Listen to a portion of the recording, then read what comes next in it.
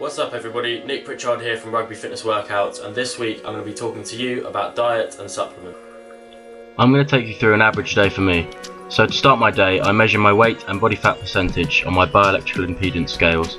The scales are widely available, mine cost about £30, and although the body fat reading isn't completely accurate, it is good for telling whether or not your body fat is going up or going down. I aim to have between 6 and 8 meals a day. To ensure that I perform 2 quality training sessions, I must consume a lot of carbohydrates which provide the energy needed to complete each workout. High levels of protein are also consumed for growth and repair. Currently I am bulking. This means I must consume more calories than I exert throughout the day in order to put on weight.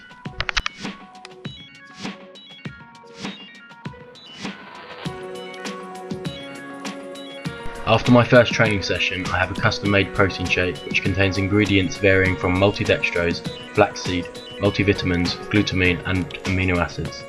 I add creatine monohydrate to this blend as well as olive oil. Adding olive oil is one of my biggest tips for guys looking to put on weight. Olive oil contains a surprising number of calories which come from healthy polyunsaturated fats. This is a great way to up your calorie intake. I will cover more on supplements later in the video. One thing I will say now is that all ingredients must be WADA approved. I have my batch lab tested to ensure my ingredients are safe to use.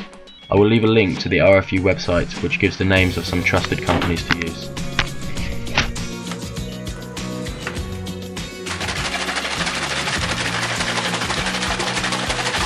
After my shake, I will sleep for up to 2 hours to allow my body time to start adapting and recovering after the morning session.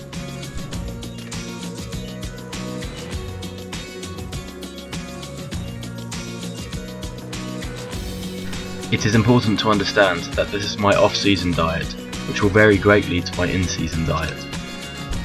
This kind of diet will only lead to reduced body fat percentage and increased muscle percentage if you are training very regularly.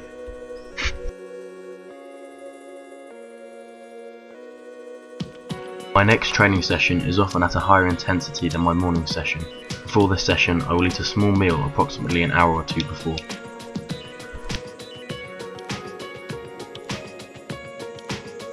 After this session, I will have another custom-made protein shake.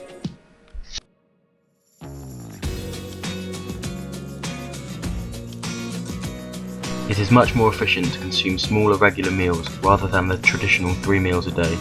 This increases the body's metabolic rate through the thermic effect and makes meals easier and more comfortable to digest, reducing the likelihood of a stitch.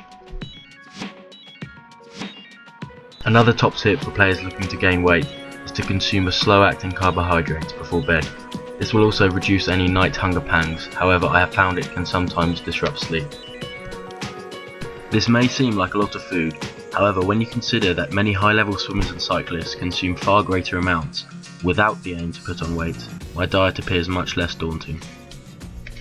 When it comes to supplements and diet, real food is always the better option. My number one tip for putting on size is to eat lots of real food. Supplements are overrated and don't fall for the amazing claims from advertisement companies. I've been using creatine now for 4 years and it remains to be my favourite supplement. When I use creatine, I notice an increase in all of my lifts as well as speed, and on top of this I put on about 2 to 3 kilos within about 6 weeks. I've currently had no side effects. I've used pre-workouts now on and off for about 2 years, however have recently decided to discontinue using them. When using pre-workouts, I noticed an increase in motivation, energy and excitement levels when training. However, I found that I became psychologically reliant and my sleep patterns were disrupted. I personally don't like something external to motivate my training, and my passion and motivation for training comes from within.